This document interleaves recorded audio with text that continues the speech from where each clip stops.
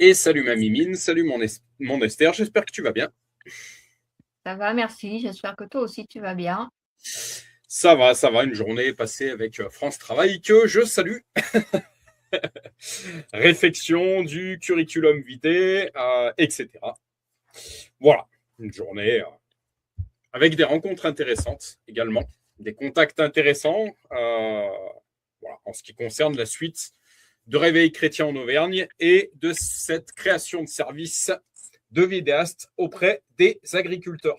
J'en profite, je prends 2 secondes pour tout agriculteur qui tomberait sur cette vidéo par la suite, qui souhaiterait mettre en valeur son exploitation agricole, qui souhaiterait prendre la parole pour dénoncer peut-être certaines hérésies actuelles, pour faire la promotion qui ferait de la vente directe ou je ne sais quoi.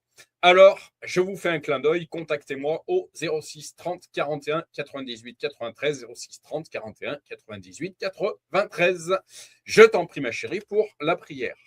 Et au passage, on salue tout le monde également qui regarderont ce live. Voilà, en leur souhaitant un bon live. Amen. Et Seigneur Jésus-Christ, merci pour cette connexion du mardi 19 mai 2026 pour un nouveau live en direct avec mon chéri et pour à nouveau de beaux enseignements sur ta parole, sur qui tu es. Nous permettre de nous te connaître encore plus, de te rapprocher encore plus et de devenir de plus en plus ce que tu veux que l'on soit, ce que tu as tracé pour nous. Je te remets donc ce live entre tes mains, Seigneur, que ce soit l'harmonie, l'amour et le respect, qui règnent, dans le partage de ta parole.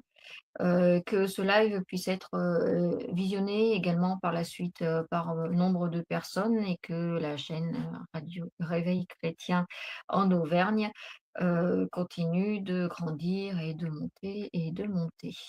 Je te place, cette soirée, sous tes bonnes grâces, Seigneur, et je te remercie pour ta présence. Amen. Amen. Tu me fais marrer, ma mimine, avec ton radio réveil. Non, c'est pas radio réveil. Alors oui, c'est pour réveiller les gens, oui, certes, mais c'est réveil chrétien en Auvergne. J'ai failli me Oui. planter, moi. Ah bah, tu vois? Mais c'est une radio qui réveille. Amen. Amen, amen.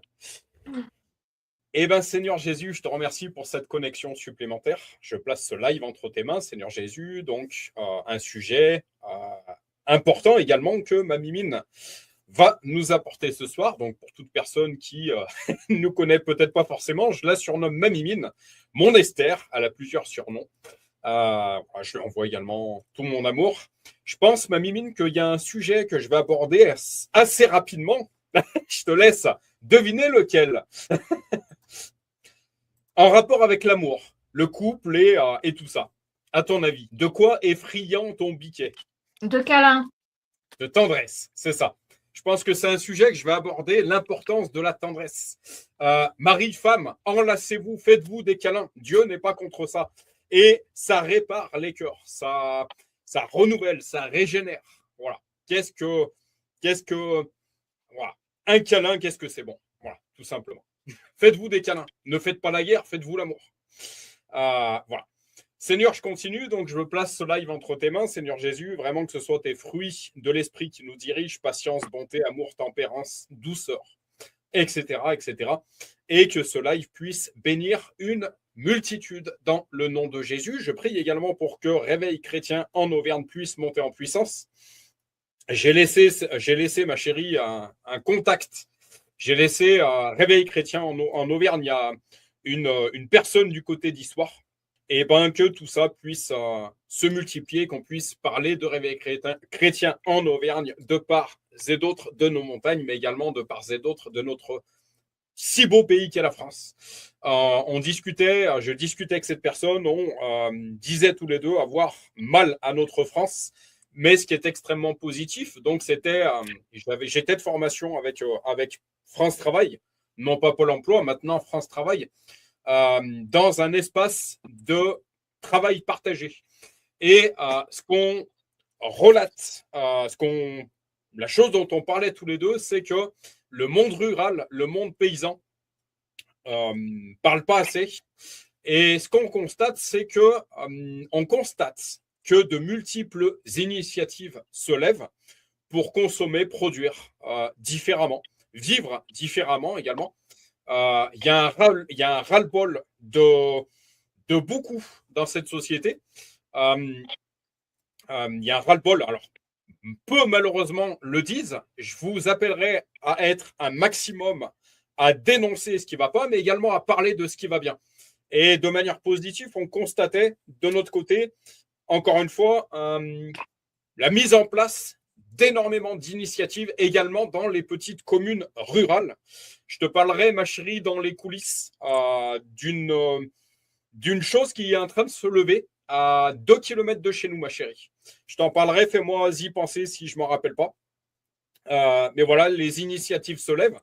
Et ce que me disait ce fameux Romain, c'est qu'en fait, il voit une certaine solidarité renaître entre certaines personnes, que cela puisse se multiplier. Et comme ton Jérém aime répondre, et comme je lui ai répondu, malheureusement, la plupart des personnes attendent d'avoir le nez dans la merde pour commencer à penser différemment. Voilà, c'est même biblique. C'est pas écrit, c'est pas dit comme ça de manière biblique, mais c'est même biblique, puisqu'on a un éternel cycle, période lumineuse, période plus ténébreuse, etc. etc. J'écoute une radio que tu connais bien, ma chérie, que je ne citerai pas ici, mais une radio que j'écoute particulièrement, qui a un côté patriote dans le bon sens du terme. J'écoutais une personne qui visiblement est bien plus en politique, qui visiblement a certaines valeurs chrétiennes, visiblement beaucoup plus catholiques. Mais voilà, cet homme disait, faut qu'on arrête de penser qu'au fric et qu'on repense un petit peu plus au peuple et à l'humanité. Voilà, espérons, prions pour que d'ici l'élection 2027, de véritables hommes politiques, hommes avec un H majuscule, avec un bon sens, avec de bonne volonté, puissent se lever. Dans le nom de Jésus, je termine ici parce que j'ai tellement de choses à dire, ma chérie. Je t'en prie pour la suite chronologique de notre live Réveil chrétien en Auvergne. Je t'en prie. Ce que tu viens d'échanger, juste vite fait, je fais une parenthèse, ça reprend un petit peu ce dont on parlait hier ou avant-hier, que ce qu'il y a de bien, c'est qu'on voit qu'il y a quand même des initiatives de part et d'autre qui se font. Donc avec un mode de vie visiblement que les gens recherchent différent, une façon de consommer différente, de vivre différemment, de façon peut-être plus éthique, plus solidaire. C'est bien. Tout à fait, tout à fait, Voilà. tout à fait. Je te demanderai, mon chéri, si tu as, outre ce témoignage-là, si tu en as un autre à nous apporter ou pas. Alors ouais, je vais avoir un témoignage à vous apporter, ou plutôt un coup de gueule, comme aime bien le faire ton Jérém. Un coup de gueule, mais en même temps positif, qui est complètement en lien avec le sujet que tu vas apporter ce soir, que je te laisserai présenter à nos auditeurs. Donc, je vais te retourner la question autrement. Je vais d'abord te demander, ma chérie, est-ce que tu as une discussion, une révélation, une lecture, une rencontre qui a révélé quelque chose chez toi que tu aimerais nous faire part? Et ensuite, moi, je te l'apporterai avant que tu apportes ton sujet. Je t'en prie. Alors, une rencontre et une discussion, oui. Alors, je vais être bref parce qu'il y a pas mal de choses à partager aujourd'hui. J'ai un sujet qui est un petit peu plus long, peut-être, je pense, que les autres fois. Euh, ça fait depuis plusieurs lives que je dis que ça y est, il est temps que moi aussi je vais mettre, je me sens poussée pour reprendre les crayons, reprendre euh, le côté artistique que j'ai. Et je disais, j'attends le feu vert, je sais qu'il va venir et j'attends le feu vert. Et donc, du coup, vendredi, je suis montée.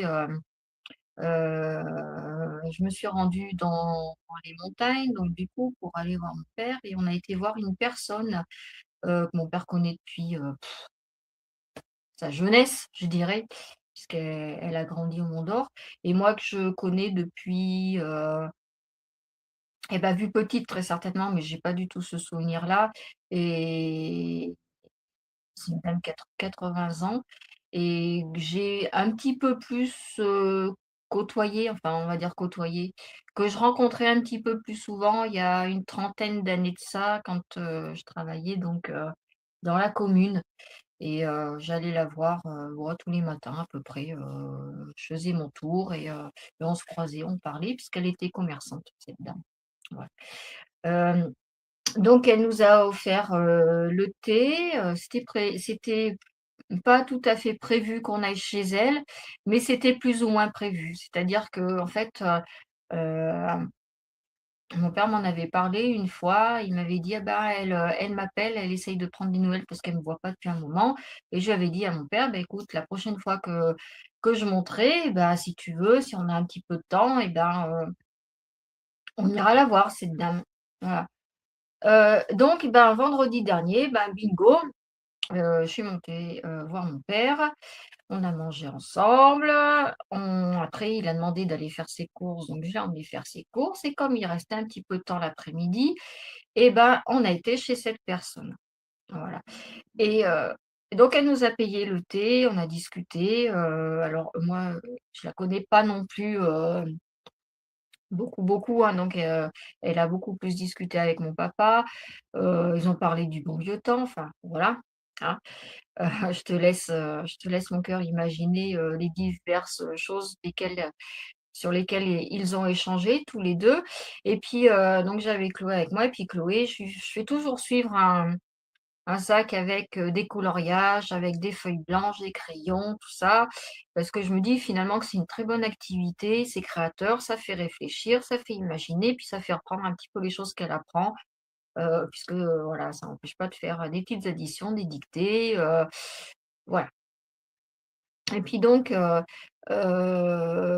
Chloé, elle est venue me voir, elle m'a demandé de lui dessiner une princesse. Donc, j'ai commencé à lui dessiner une princesse. Et puis cette dame, elle s'arrête de discuter avec mon père, elle regarde Chloé, elle me regarde et elle me dit: «Bah, en fait, hein, toi, tu as toujours dessiné, hein». Voilà et ben voilà, c'était les paroles que j'attendais.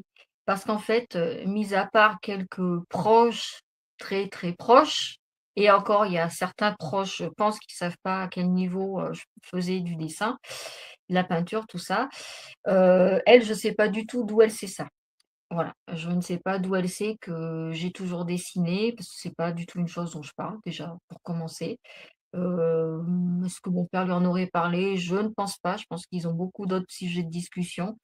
Voilà. Donc j'interprète, ça comme étant le feu vert que j'attendais et que je savais qu'il allait arriver. Voilà. Voilà, voilà. Donc merci Seigneur parce que pour moi, c'est le Saint-Esprit qui a parlé, ce jour-là, vendredi. Voilà. Donc étant donné que j'ai le feu vert et ben, maintenant je vais mettre du temps, à disposition et je vais regarder peut-être un petit peu parce que j'ai droit à certaines formations. Je vais peut-être voir si je peux pas faire une petite formation pour histoire de me remettre vraiment dans le bain, de apprendre des techniques, des choses que je n'ai pas parce que je suis autodidacte déjà pour commencer, hein. J'ai jamais appris, hein, mis à part, de moi-même. Voilà, donc bah, écoute, c'est lancé. Voilà, tout simplement. Le feu vert est là. Donc maintenant, je vais tracer, mon chemin dans cette voie-là. Amen. Voilà, c'était, mon témoignage pour la semaine. Ok. Autre chose? Non, Ok. Bon. voilà, non, parce que j'ai un échange quand même assez conséquent et puis je sais que toi tu veux, amener aussi des choses, donc je pense que ça Ouais, remplira, énormément les 2 heures qu'on a. de mon côté, ça va être plutôt rapide parce que je veux te laisser la parole, justement. Euh, donc moi, en fait, je suis parti dans cette période où on nous parle à nouveau d'antavirus, de choses compliquées, etc. Justement, je voudrais parler de... Justement, je te disais, ma chérie, tu sais pourquoi j'aime les agriculteurs? Parce qu'on parle de bon sens paysan, justement. Euh, les agriculteurs, les paysans surtout, parce que pour moi, encore une fois, il y a différence entre agriculteurs capitalistes derrière son ordinateur à surveiller le cours de la bourse et le véritable paysan qui est au cul de ses vaches et qui dort pas de la nuit parce qu'une vache est malade. Pour moi, c'est deux types d'agriculteurs. Mais le véritable paysan qui est en contact avec la terre, qui est souvent pris pour le cutéreux, vous m'excuserez du terme, le pécor comme je l'entendais parfois du côté de Lyon. Le moins que rien, moi je dirais que l'agriculteur, le paysan a un bon sens en fait, justement. Je pense que ça fera un petit peu le lien avec le sujet que tu vas apporter, qui est celui de la sagesse. Je me permets de le citer. Euh, Parfois, on croit que la sagesse, déjà, je ferai complètement différence entre l'instruction et la sagesse. Je vais je vais vous lire quelques notes tout à l'heure. Comme j'aime le dire, on peut avoir un bac plus 10, un bac plus 10 et être con comme ses pieds. Ne pas avoir de bon sens, en fait. Et on peut avoir aucun diplôme et avoir justement un très bon sens, en fait. Le sens, avoir le sens des choses, justement. Je dirais que la sagesse vient bien plus de l'esprit. L'instruction, elle est charnelle. Elle est passagère. Voilà. D'ailleurs, si on ne renouvelle pas son instruction, on se rend bien compte qu'un ébéniste en 2026 n'est plus l'ébéniste d'il y a 40 ans en arrière. Les choses évoluent, en fait, etc., etc. Je vais rapidement prendre. Donc, une chose que j'aime bien, une question que j'aime bien, j'aime régulièrement me poser la question, c'est est-ce que ce monde a encore du bon sens? Est-ce que les gens qui nous gouvernent ont encore du bon sens? Est-ce que les instances les plus hautes ont encore du bon sens? Je suis parti d'une vidéo d'une personne que j'ai suivie particulièrement depuis la période Covid, que j'avais un petit peu lâché, mais que j'ai relu depuis ces 10 derniers jours qu'on nous a à nouveau parlé d'antivirus. Je retrouve les notes, qui est Pierre Chaillot. Je ne sais pas si tu en as déjà entendu parler. De ma part, je pense que tu en as déjà entendu parler, ma chérie. Oui. Pierre Chaillot, qui est un statisticien, donc quelqu'un qui est quand même plutôt diplômé, qui a l'habitude de jongler avec les chiffres, avec les statistiques. Donc, je prends mes notes pour mon coup de gueule de la semaine. Et face à un monde en perte de bon sens, y compris dans les plus hautes autorités, je vais vous lire la retranscription d'une vidéo de Pierre Chaillot, un statisticien aujourd'hui bien connu. En 2023, il a publié le livre Covid-19, ce que révèlent les chiffres officiels. C'est-à-dire que, comme j'aime dire, il faut savoir lire entre les lignes. C'est-à-dire que l'une des premières sagesses, peut-être que tu l'appuieras de ton côté, ma chérie, avec ton apport à toi, c'est de savoir discerner, c'est de savoir lire entre les lignes. Si on prend un texte de façon brute, si on prend ce que nous disent les médias de façon brute, etc., sans discerner, sans esprit critique, alors on se fait rapidement manipuler, en fait. Je pense que c'est l'une des choses que nous ont révélé ces 6-7 dernières années, en fait. Le seul ouvrage de recherche, donc ce fameux livre qu'il a écrit en 2023, Covid-19, ce que révèlent les chiffres officiels. C'est-à-dire que lui, il allait prendre les chiffres officiels et il allait les comparer, en fait. C'est pour ça que, en comparant les chiffres, en fait, on peut avoir sa propre analyse. Et on se rendra compte que si on prend différents articles de presse, même les articles entre eux, rapidement, c'est-à-dire que on a du blanc et du noir, en fait. On a tout et son contraire, en fait. C'est là où je dirais que les médias mainstream aujourd'hui sont en train de se trahir eux-mêmes. C'est qu'ils disent tout et leur contraire, en fait. Et lui, Pierre Chaillot, il allait prendre des chiffres officiels. Il les a mis sous le projecteur et a démontré que les chiffres eux-mêmes disaient exactement le contraire de ce que voulaient nous vendre certaines personnes malveillantes. Voilà. Tu m'excuseras pour ce live, ma chérie, j'aurai un apport. Je pense que le live suivant, je vais rapidement passer à autre chose. Mais tu verras que mon objectif ce soir est également de rassurer les gens, en fait. Parce qu'on est dans une psychose totale. Encore une fois, je faisais état que la semaine dernière que des gens, 6 ans après le coronavirus, portent encore des masques, ont peur de la foule, ont peur de se mélanger aux autres, etc. Il y a peut-être une part de sagesse là aussi. Je ne me mélange pas avec n'importe qui au jour d'aujourd'hui, moi non plus.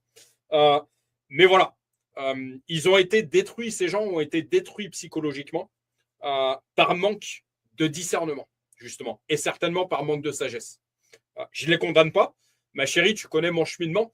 Et si aujourd'hui, je suis un petit peu plus réveillé qu'il y a quelques années en arrière, c'est que personnellement, j'ai personnellement souffert dans ma chair de ce que ces autres personnes, ces puissants de ce monde ont fait il y a 6 ans.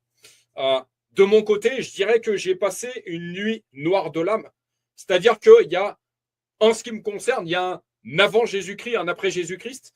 Mais en ce qui me concerne, il y a également un avant Covid et un après Covid. Ce Covid m'a révélé beaucoup de choses, m'a fait comprendre beaucoup de choses. Et aujourd'hui, tu sais que c'est l'une de mes missions, ma chérie, d'essayer de rassurer les gens, moi qui ai personnellement souffert, par rapport à tout ce qui peut nous être dit dans ces médias. Voilà. On doit également faire preuve de sagesse. Je vais faire cette parenthèse. Également, nous, visiblement, un ministère médiatique nous est confié, m'est confié. On doit également être sage dans ce qu'on apporte dans ces lives, en fait. Si on veut garder un certain crédit, si on veut paraître pour des gens sérieux auprès des personnes qui nous écoutent, on doit faire preuve de sagesse également. Peut-être que ça te permet, ma chérie, de prendre des notes et ça te fera peut-être rebondir sur certaines choses, mais on doit faire attention de ne pas raconter tout et n'importe quoi, justement.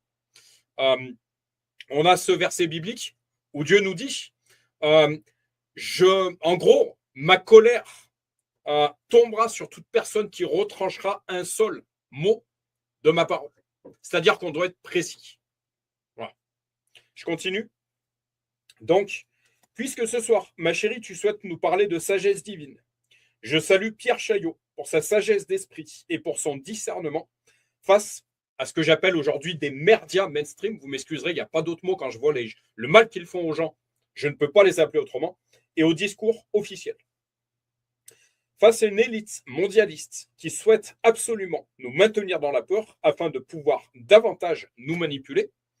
Encore une fois, la peur, elle n'est pas de Dieu, elle est du diable. Et la peur, elle a pour but de manipuler.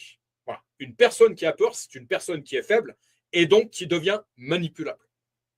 Donc, face à une élite mondialiste qui souhaite absolument nous maintenir dans la peur afin de pouvoir davantage nous manipuler, cette analyse de Pierre Chaillot va nous faire du bien et va nous ramener dans la sérénité pour celles et ceux qui l'auraient perdu. Donc, le titre de sa vidéo, Antivirus vs Covid-19. Donc, il a sa chaîne YouTube, Pierre Chaillot, Décoder l'écho, que vous pouvez retrouver sur YouTube. Antivirus vs Covid-19. Le protocole secret des crises sanitaires de Pierre Chaillot de Décoder l'écho. Crise sanitaire et mise en scène médiatique, le miroir entre Covid-19 et antivirus. La nouvelle crise sanitaire liée au antivirus semble déjà retomber. Peut-être qu'une nouvelle fin du monde aussi proche de la précédente manquait-elle un peu d'originalité. Pour maintenir l'attention du public, les médias, merdias, ça c'est moi qui l'ai rajouté, tentent de faire croire que chaque crise est unique et toujours pire que la précédente. Je ne dis pas que cela n'existe pas, mais on a vu que l'antivirus, finalement, n'a pas tant marché que ça. On a vu que les médias aujourd'hui nous parlent à nouveau d'Ebola. En République dominicaine du Congo, je crois que c'est ça, ma chérie. On se rend bien compte que l'Ebola est bien pire que l'antivirus. Je ne dis pas que ça n'existe pas, là pour le coup. Mais encore une fois, il faut savoir lire entre les lignes et on voit bien que l'Ebola, ma chérie, je pense que ça n'existe pas d'aujourd'hui. Je pense que c'est... Voilà. Depuis quand tu estimes que ça existe, l'Ebola? Moi, j'en ai tout le temps entendu parler, même quand j'étais gamine. Donc, bien déjà 50 ans, facile. Alors, peut-être même plus. Ok. L'Ebola, c'est une maladie qui a un taux de létalité bien plus important que l'antivirus. On est d'accord. Ouais. Moi, la chose où je voudrais dire qu'il faut faire preuve justement de sagesse et de discernement, on se rend bien compte que ces médias, qu'est-ce qu'ils cherchent à faire en fait? Faire peur. Voilà. Je ne dis pas que ça n'existe pas. Mais ce qu'il faut discerner, c'est qu'une peur essaye à tout prix de s'installer en fait. Voilà, par ces organes de propagande. Pourtant, si l'on compare le début de la crise du Covid-19 et celle plus discrète du hantavirus, le scénario semble écrit à l'avance. Même décor, mêmes outils, même rhétorique, même absence de fondement scientifique, donc absence de sagesse de la part des élites. Ça, c'est moi qui l'ai rajouté. Je relis ce paragraphe, enfin cette phrase. Pourtant, si l'on compare le début de la crise du Covid-19 et celle plus discrète du hantavirus, le scénario semble écrit à l'avance. Même décor, mêmes outils, même rhétorique, même absence de fondement scientifique. Moi, aujourd'hui, je parlerai de scientisme. On voit que la science, aujourd'hui, devient une religion. On voit qu'aujourd'hui, le vaccin devient une religion. C'est là où on doit faire preuve de discernement. Je ne dis pas qu'il n'y a que des mauvais vaccins. Il y a de très bons vaccins. Je dirais ceux d'avant cette espèce d'ARNM, mais il y a aussi des mauvais vaccins. On doit faire preuve de discernement. À chacun de prendre sa décision en son âme et conscience. Ma chérie, je vois que tu lèves le doigt, je t'en prie. Juste pour répondre à ta question de tout à l'heure, le virus Ebola a été découvert en 1976 et il y a eu 2 flambées épidémiques, notamment en 2013-2016 et 2018-2020. Ok, merci pour cet apport supplémentaire d'information. Donc petit 1, décor identique, maladie anodine, environnement dégradé. Tout commence par une maladie anodine, dans un contexte environnemental dégradé. En 2019, Wuhan étouffe sous un pic de pollution. Les premières hospitalisations évoquent des pneumonies banales.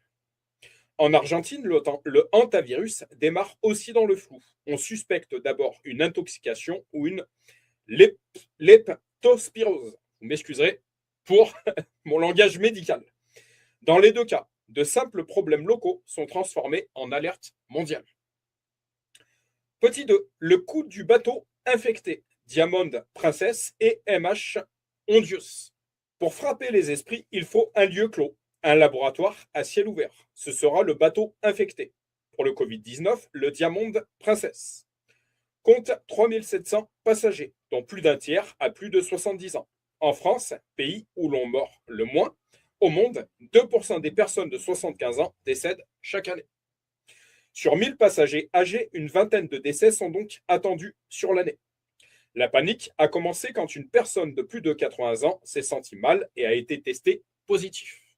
Je rappelle qu'il y a eu tout au long de la campagne de ces tests, tout au long des campagnes de tests, des faux positifs et des vrais positifs, des faux négatifs et des vrais négatifs. Des vagues de tests ont suivi, révélant toujours plus de positifs. Mais effectivement, si on multiplie les tests, il y a plus de chances de trouver des positifs et des faux positifs. Bilan sur plusieurs mois, 14 décès, soit à peu près le nombre attendu. Pourtant, seul le virus a été accusé. Pour le hantavirus, même scénario avec le MV Ondius. Un couple de 70 ans embarque. L'homme, ornithologue, amateur photographie dans une décharge argentine et souffre d'une forte intoxication. Il meurt sur le bateau. Son épouse malade quitte le navire avec la dépouille et décède peu après. Malgré tout, souhaitons, cela dit, la paix à leur âme et soutenons les familles de ces personnes décédées. Voilà, ça me semble important de le rajouter au milieu de tout ça. Donc paix à leur âme, soutien aux familles. Le hantavirus est déclaré coupable sur la base de tests post-mortem, alors qu'une intoxication semble bien plus probable. Le chagrin, la fatigue et le rapatriement du corps pourraient aussi expliquer le décès de l'épouse. Alors je ne sais pas concernant ce cas, mais ma chérie, je t'ai témoigné en tant que maître de cérémonie funéraire, avoir observé de mes propres yeux et avoir accompagné dans la même cérémonie monsieur, madame. Ça existe. Une autre passagère tombe malade d'une affection pulmonaire, sans lien avec le couple. Comme son test hantavirus est positif, on conclut à une contamination par le couple, sans preuve tangible. Sur un navire de 200 personnes, il est courant d'avoir des malades et chez les personnes âgées, des décès. Mais la mise en quarantaine spectaculaire, filmée en boucle par les médias, est l'image parfaite pour faire croire à l'exceptionnalité d'une situation parfaitement banale. Alors, banal ou pas banal, je ne sais pas. Le test PCR, preuve absolue ou illusion. On impose le test PCR comme preuve absolue, mais un angle mort persiste. On n'a jamais démontré formellement le lien direct entre la séquence génétique recherchée et la maladie observée. Pour le SARS-CoV-2, le processus a été le suivant. Un prélèvement sur un seul malade. Le laboratoire avait déjà décidé que la cause était forcément un virus proche du SARS-CoV-1. À partir du matériel génétique trouvé, ils ont reconstruit informatiquement une séquence appelée SARS-CoV-2. À aucun moment, ils n'ont prouvé que cette séquence appartenait à un virus identifiable, ni qu'elle causait une maladie. Un test positif signifie simplement qu'on a trouvé ce bout de séquence. Ce n'est pas parce qu'une personne est positive qu'elle est malade, en fait. Et ce n'est pas parce qu'une personne est négative à un test PCR qu'elle est pas malade, en fait. Pour l'hantavirus, c'est identique. On trouve des tests positifs chez les personnes qui n'ont pas du tout les mêmes symptômes. Ce n'est pas un virus qui mute. C'est un test qui est bidon. La schizophrénie politique. Le politique entre en scène. D'un côté, on affirme maîtriser la situation pour rassurer les marchés. De l'autre, on adopte un ton hyper alarmiste. Pour le Covid, les restrictions sont arrivées avec un narratif précis. Nous maîtrisons, mais si ça dégénère, c'est de votre faute, car vous êtes indisciplinés. La répression devient la suite logique de la faute citoyenne. Pour le hantavirus, on observe avec un sourire en coin les mêmes protagonistes de la fin du monde. Cette fois-ci rassurés.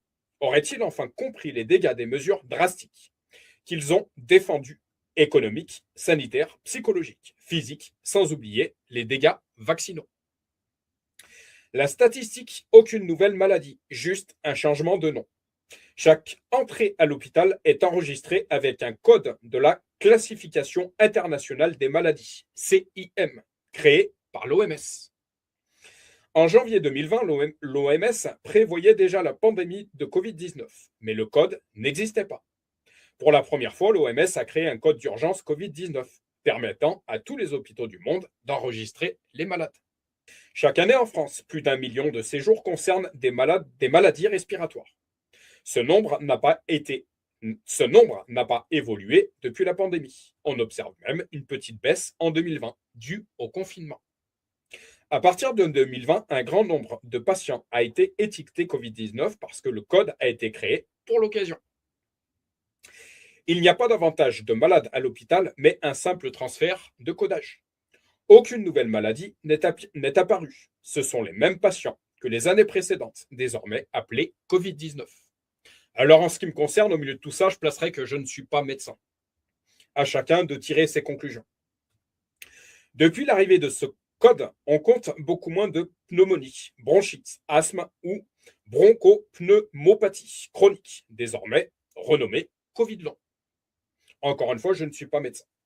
C'est la preuve qu'aucune nouvelle maladie n'est apparue et que les expériences de laboratoire sont déconnectées de la réalité.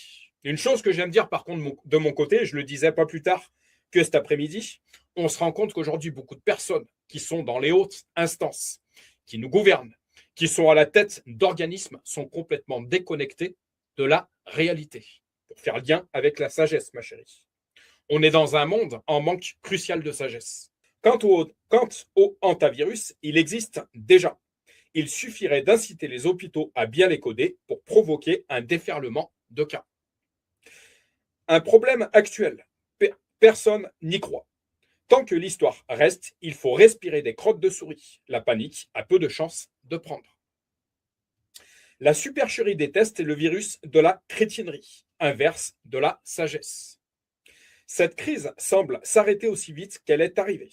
Les experts de plateau n'ont pas envie de relayer un sujet que les médias voudraient exploiter. Mais la peur fait vendre. Je répète, la peur fait vendre. Ce qui fait de l'audimat, c'est ce qui fait le buzz. Il est regrettable que presque personne n'ait compris la supercherie des tests et des noms de maladies. La fiction est tenace, même chez certains complotistes qui se sont levés contre les mesures sanitaires et la vaccination, mais ne remettent pas en cause la fable du virus tueur asymptomatique et de son allié, le test PCR. Pour bien comprendre, proposons un test de crétinerie. Quand on a le nez qui coule, on fait son test de crétinerie, nouvelle maladie déclenchée par le crétin virus. S'il est positif, le médecin dit « c'est parce que vous êtes un crétin ». Pas de traitement, attendez que ça passe. Tout est positif, tout test positif devra se confiner. Tout test positif, oui, devra se confiner. Toute personne testée positive devra se confiner. Comme le crétin virus est extrêmement contagieux, on teste tous les cas contacts. On découvrirait alors un déferlement de crétins asymptomatiques. On oublie l'essentiel. Il n'y a pas la moindre trace d'une pandémie dans les statistiques. La seule chose qui est répandue, c'est la peur, et avec elle, des mesures extrêmes qui ont coûté de nombreuses vies. Conclusion. Il est grand temps d'arrêter de se focaliser sur des microscopes qui observent des expériences de laboratoire basées sur des molécules de synthèse et des soupes de cellules animales. Et peut-être bien plus de discuter avec l'agriculteur qui a bien plus contact avec la terre. Dans la vraie vie, celle qui est observable, il ne se passe rien. Il n'y a qu'un seul vaccin efficace contre le virus de la crétinerie. Éteindre sa télévision, débrancher les réseaux sociaux et prendre le temps de réfléchir par soi-même. Encore une fois, moi, je ferai là preuve de bien plus, enfin un peu plus de, je le dirais différemment, le problème, c'est pas l'outil, c'est celui qui s'en sert. Si on se sert des réseaux sociaux pour parler de vérité, Réveil chrétien en Auvergne, c'est ce qu'on essaye de faire. On ne dit pas qu'on est parfait, mais c'est ce qu'on essaye de faire. Alors c'est un bon outil. Si on se sert des réseaux sociaux pour étendre la pornographie et ce qu'on impose à certaines femmes, alors c'est un mauvais outil. Je parlerai des dégâts de la pornographie au prochain live. En contrepartie, peut-être qu'on pourrait parler davantage des problèmes d'agression et d'harcèlement qui ont lieu dans le milieu scolaire, y compris dans le périscolaire. Toute personne ayant des enfants est là, pour le coup, réellement concernée. Alors, je finirai avec ce deuxième sujet, ma chérie, mais qui fait complètement lien également avec le sujet que tu vas apporter. Pour faire lien avec la sagesse, sujet de ce soir, cette interview menée par le Front populaire aborde le déclin intellectuel observé et la baisse du niveau scolaire généralisé. Alors, une chose que j'aimerais rappeler au milieu de tout ça, je ne suis ni de gauche ni de droite, je suis pour Jésus et pour l'humanité. Mon royaume n'est pas de ce monde. Pour faire lien avec, donc, comme j'aime le dire, la sagesse n'a rien à voir avec l'instruction. La sagesse vient de Dieu. Dans un monde devenu incrédule, il n'est pas étonnant d'observer un non-sens généralisé. Ce n'est pas parce qu'une personne est instruite qu'elle fera preuve de bon sens. On l'observe justement dans les temps dans lesquels nous sommes. Ceux qui sont à la tête des plus grandes instances sont complètement déconnectés de la réalité. On peut donc avoir un bac plus 10, mais être con comme ses pieds. Vous m'excuserez de mon franc-parler. Violence banalisée et effondrement du niveau. L'école condamnée. Donc, c'est un interview de Eve V, 3 petits points, qui témoigne. C'est un article de la gauche politique, mais comme j'aime le rappeler, en ce qui me concerne, je ne suis ni de droite ni de gauche, mais pour Jésus et pour l'humanité. En effet, mon gouvernement et mon royaume n'est pas de ce monde. Enseignants en première ligne, violence, abandon et perte de sens. Dans les années 80, dans l'enseignement, on gagnait 2,3 fois le SMIC. Aujourd'hui, c'est 1,2. On est complètement seul. Il y a encore 10 ans, certains niaient la baisse du niveau. On n'en est plus là.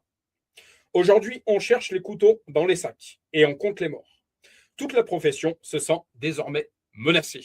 En fait, pourquoi je suis parti sur ce sujet? Parce que cette radio que j'écoute dans la voiture, ma chérie, je te laisserai remettre cette radio. En fait, on parle. Actuellement, c'est un sujet qui est à nouveau mis à la lumière.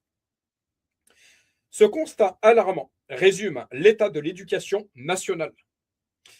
Entre violence croissante, perte d'autorité, défiance des parents et effondrement du niveau, les enseignants tentent de sauver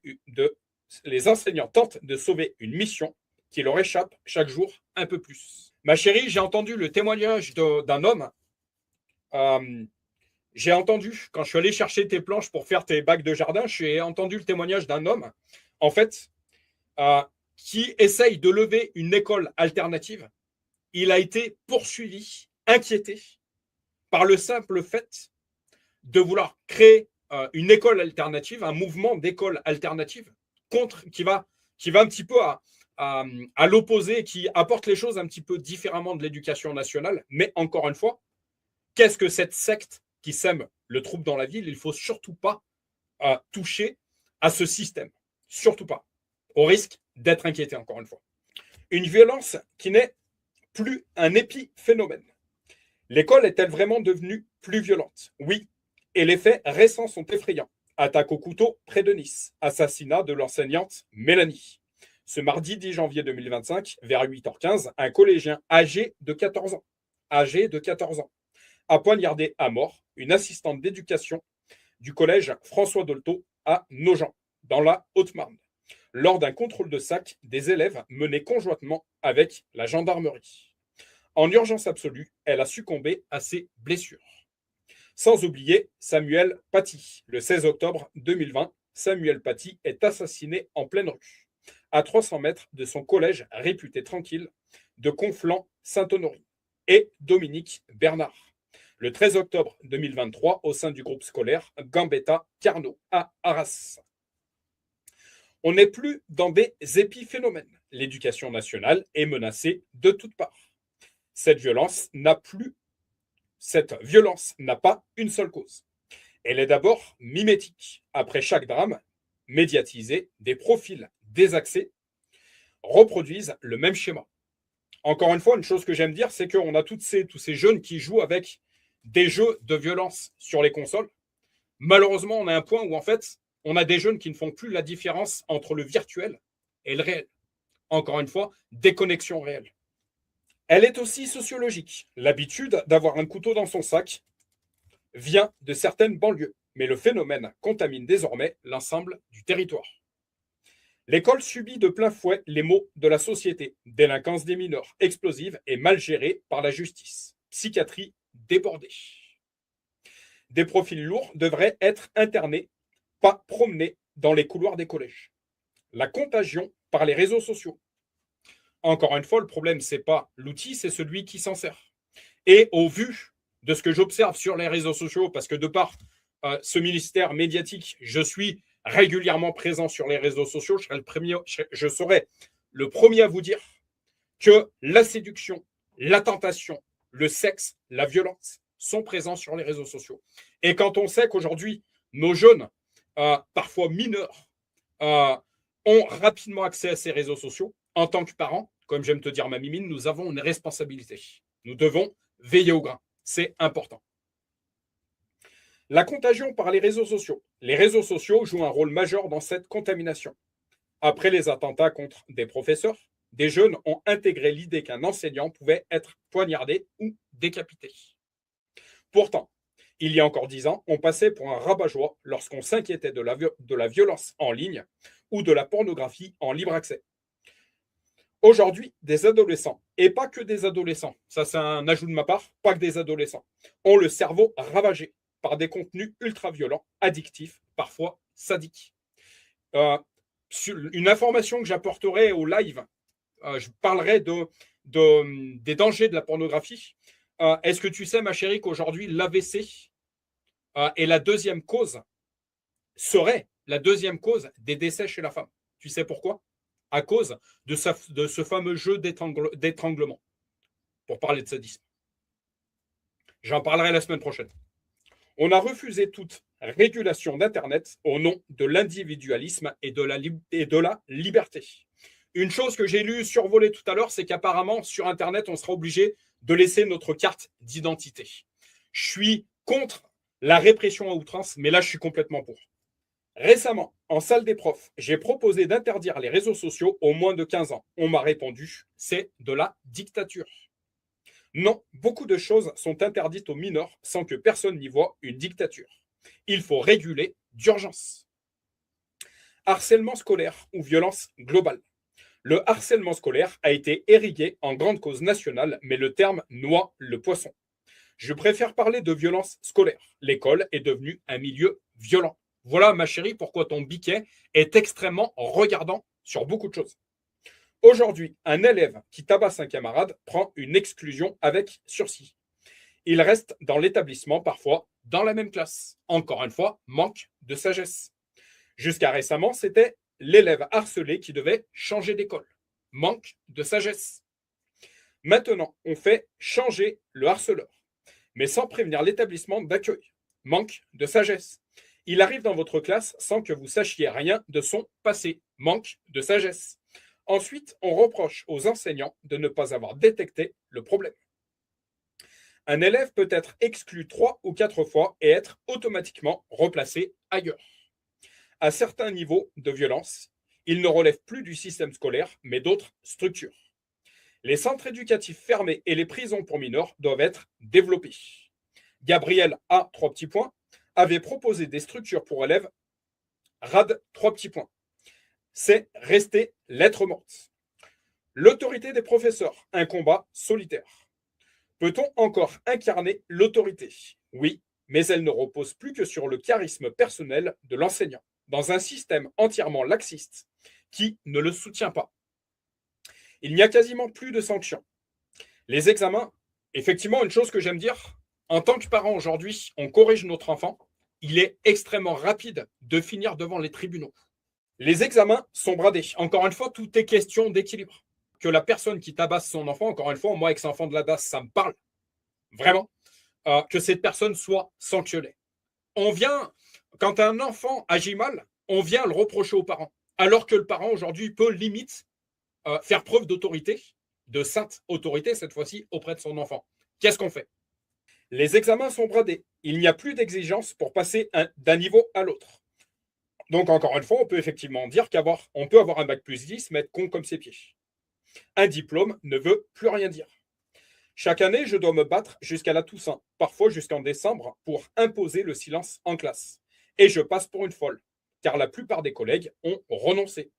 Si vous faites une remarque, l'élève peut réagir avec agressivité, insolence, insulte, et derrière, il ne se passe rien.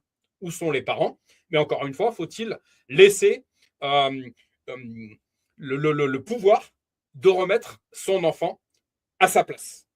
Vous pouvez l'exclure de cours, mais la direction ne veut pas d'exclusion.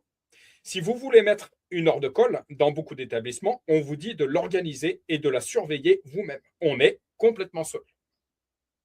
Le pas de vague est le management défaillant. Ce pas de vague repose sur les modalités de carrière des chefs d'établissement. Un principal veut que son établissement affiche de bons chiffres. Encore une fois, les chiffres et le pognon qui est derrière. Les chiffres, encore les chiffres. Il pousse à ne rien mettre de négatif dans les bulletins pour favoriser l'orientation des élèves. On peut se faire recadrer, voire humilier en conseil de classe pour avoir indiqué bavardage ou mauvais comportement. Un établissement avec beaucoup de conseils de discipline est considéré comme un établissement à problème. Donc, il ne faut surtout pas le faire. Encore une fois, manque de sagesse. Pognon et système. Voilà. On confond le fait de régler les problèmes avec le fait d'en avoir. Le chef d'établissement préfère donc laisser tomber les profs. Par ailleurs, la priorité des directions, ce sont les projets, les sorties toujours sur des thèmes idéologiques. Féminisme, écologie, etc. Voilà pourquoi, ma chérie, encore une fois, aujourd'hui, ton biquet est beaucoup regardant sur ces nouvelles façons d'éduquer et de s'occuper d'un enfant. Il y a également des choses à dénoncer. Même si je te casse les pieds, ma mimine. Si vous ne faites pas que votre cours, que vous vous consacrez à l'instruction, vous êtes mal vu, perçu comme quelqu'un qui s'investit peu. Pendant ce temps, les heures de cours sautent. Un principal n'est d'ailleurs pas mon supérieur hiérarchique.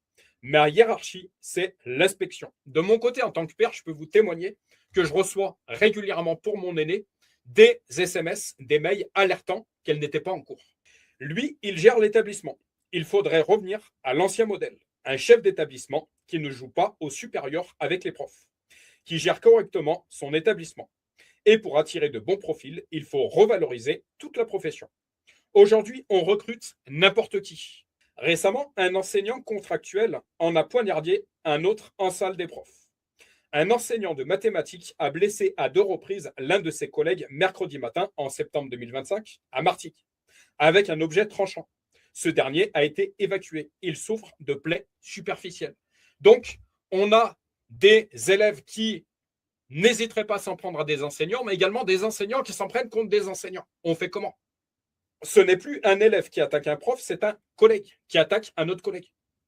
La crise des vocations, salaire, respect et sens.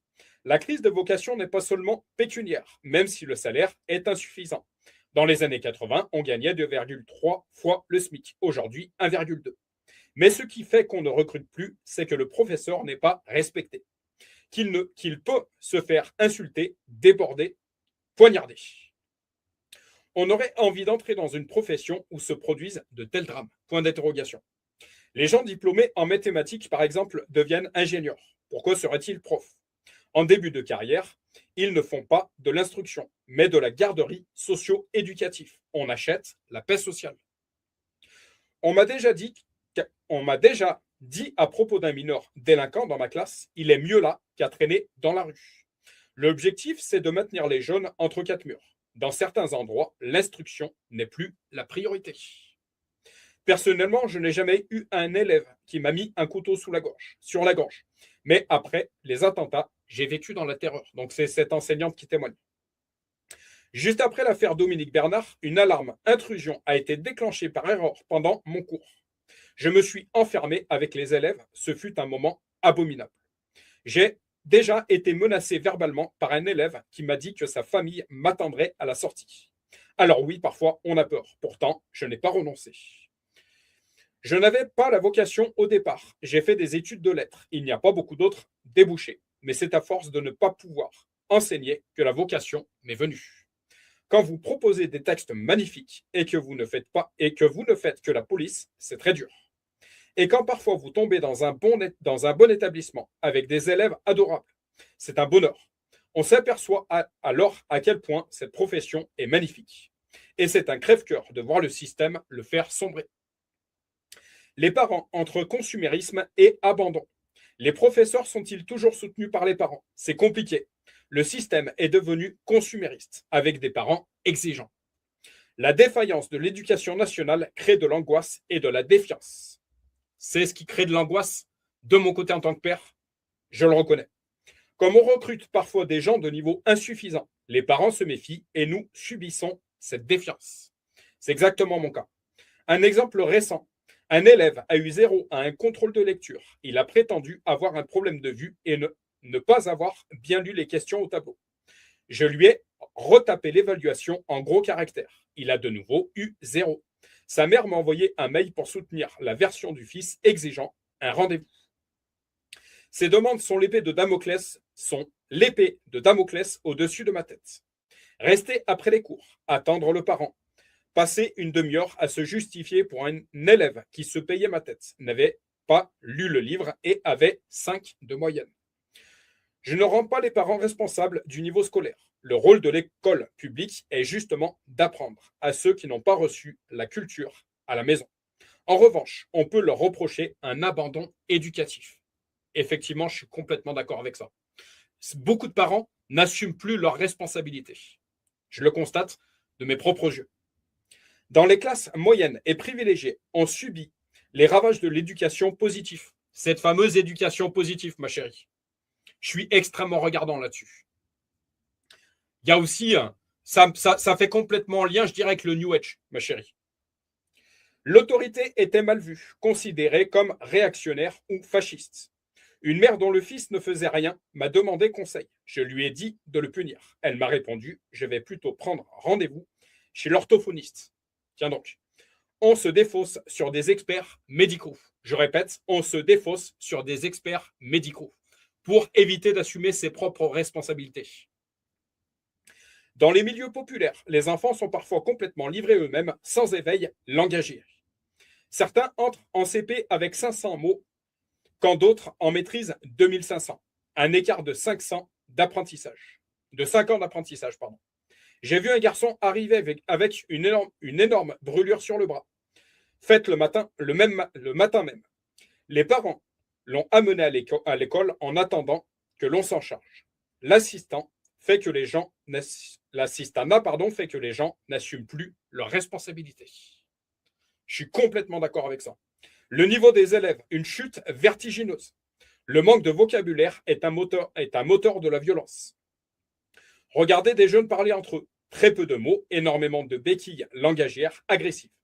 Ils ne se comprennent plus. J'ai vu 2 garçons dans un bus parler d'un match de foot, dire la même chose et, faute de se comprendre, faillir se battre. Moins on a de vocabulaire, plus le champ des affects redevient primitif. Et là, c'est moi ce que j'ai rajouté. Je pensais que l'humanité avait pour but d'évoluer. Aujourd'hui, j'ai plutôt l'impression d'assister à une dangereuse régression. Quand je vois le comportement de nombreux humains, je me dis que nous n'avons rien à envier au Moyen Âge. En 10 ans d'enseignement, je n'ai constaté aucune amélioration. Tous les indicateurs sont au rouge. Sur la même dictée en CM2, les enfants aujourd'hui font 2 fois plus de fautes qu'en 1987. En mathématiques, les CM1 français sont derniers de l'Union européenne. La France, qui avait l'un des meilleurs systèmes éducatifs au monde, l'a massacré en quelques décennies, notamment à cause du pédagogisme. En France, le pédagogisme est un terme péjoratif employé pour désigner et critiquer le travail d'enseignants qui utilisent des méthodes d'enseignement scolaire développées par le mouvement de l'éducation nouvelle. Ma chérie, l'éducation nouvelle.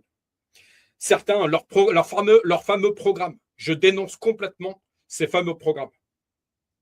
Certains pédagogistes sont parfois également accusés de ne chercher à servir que leurs intérêts personnels à travers leurs pratiques. Travailler le moins possible, vendre des publications, obtenir des postes de prestige.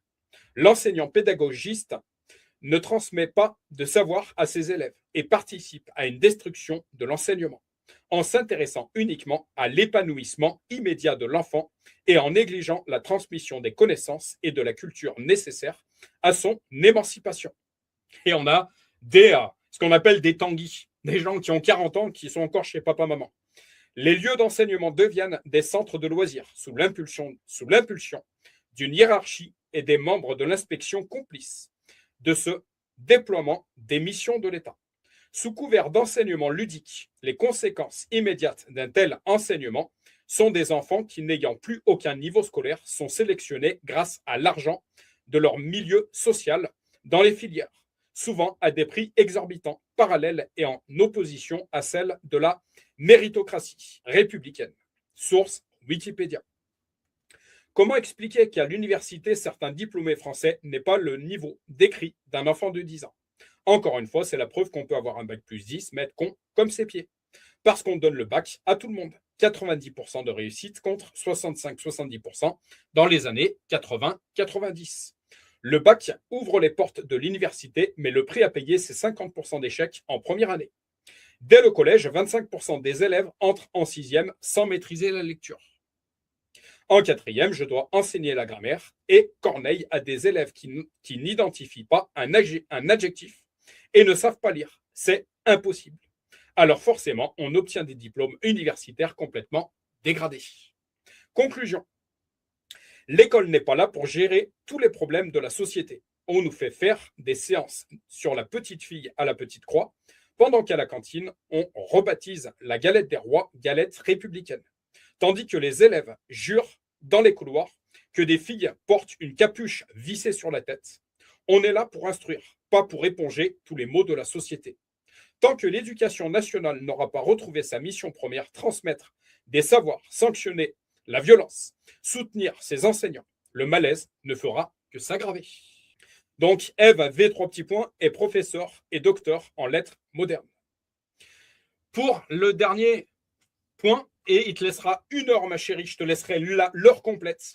Aujourd'hui, j'ai passé la journée avec France Travail pour un accompagnement à la recherche d'emploi et pour la remise à niveau de mon CV. Une information, aujourd'hui, 97% des entreprises utilisent l'IA, donc intelligence artificielle, dans leur processus de recrutement. Une progression spectaculaire par rapport aux 30% enregistrés début 2024. Donc, c'était 30% en 2024, 87% en 2026, ma chérie, en l'espace de 2 ans. Et je constate de mon côté, candidater régulièrement et toujours avoir des réponses négatives. Ça tombe bien, je suis en train d'étudier tout ce qui est algorithme. Quant aux entreprises du Fortune 500, 99% d'entre elles ont adopté l'IA proactive dans leur méthode de recrutement. Mais avant de vous inquiéter d'être à la traîne, voici un point intéressant. Donc actuellement, seulement 8% des entreprises utilisent l'IA tout au long de leur processus de recrutement. Alors, si l'IA permet de gagner du temps, tant mieux. Mais encore une fois, il ne s'agit que d'intelligence artificielle. On va voir ce qui sera la suite de tout ça. Comme je le disais en pleine réunion France Travail, aujourd'hui, on recrute des robots et plus des êtres humains. J'ai reçu une petite pièce par cette remarque, ma chérie. Mais tu sais que je fais partie de ces gens qui ne se taisent pas. Je t'en prie, ma chérie, à toi le micro. Oui, et ben, restons quand même dans une veine positive, parce que heureusement que il y a des personnes justement qui sont au fait et ont conscience de tout cela, et bravo à toutes ces différentes initiatives qui se lèvent pour changer la donne et nous faire un monde certainement meilleur plus tard. Voilà. Après, moi je dis qu'il faudrait rester positif, parce que comme bien souvent l'histoire l'a démontré, ça c'est souvent que je le dis, on a des histoires de cycles. Il y a quand on arrive au bout d'un cycle, au bout d'un système, il y en a un autre qui revient, et bien souvent on revient à la source, et ça, c'est pas plus mal. Voilà. Ok, une petite parenthèse que je voulais faire, ma chérie, au milieu de tout ça. Oui, rester positif. En attendant, ça n'empêche pas de prendre position et de dénoncer les hérésies. Il y a un temps pour toute chose, un temps pour se taire, un temps pour parler. Et il y a un jugement qui est divin. Mais les dénoncer, ça donne des informations à ceux qui ne savent pas. C'est bien. Alors, donc du coup, aujourd'hui, je voulais parler de la sagesse. La sagesse, et pas n'importe quelle sagesse, parce que je vais parler de la sagesse divine. Il y a une différence à faire entre la sagesse humaine et la sagesse divine. Et là, donc, on va voir qu'est-ce que vraiment la sagesse divine. On va reprendre, je vais la définir, et je vais parler de l'impact qu'elle a sur nous dans notre vie lorsque on manifeste cette sagesse divine, quand on l'utilise. Voilà. Donc, pour commencer, dans le dictionnaire, on trouve la définition de sagesse comme étant la connaissance de ce qui est vrai ou correct, associé à un jugement juste qui mène à une ou à des actions. En hébreu biblique, sagesse se dit chokma, et la sagesse désigne un savoir-faire, c'est-à-dire une habileté à faire réussir une entreprise. C'est dans une généralité. On ne parle pas que d'une entreprise physique telle que, je sais pas moi, une entreprise de bâtiment de travaux publics ou un magasin, mais c'est vraiment entreprise dans le sens entreprendre quelque chose, c'est-à-dire créer quelque chose, être à l'initiative de quelque chose. Le sage, donc le mot sage en définition de l'homme sage se dit akam en hébreu, et cela définit une personne habile dans son art. On peut traduire cela par expert. Akam, voilà, expert, sage, ça a la même définition. Voilà, ça veut dire la même chose. Ça veut dire que c'est quelqu'un qui est expérimenté, donc qui a de l'expérience, et de l'expérience à donner, bien sûr. En grec, le mot sagesse se dit sophia.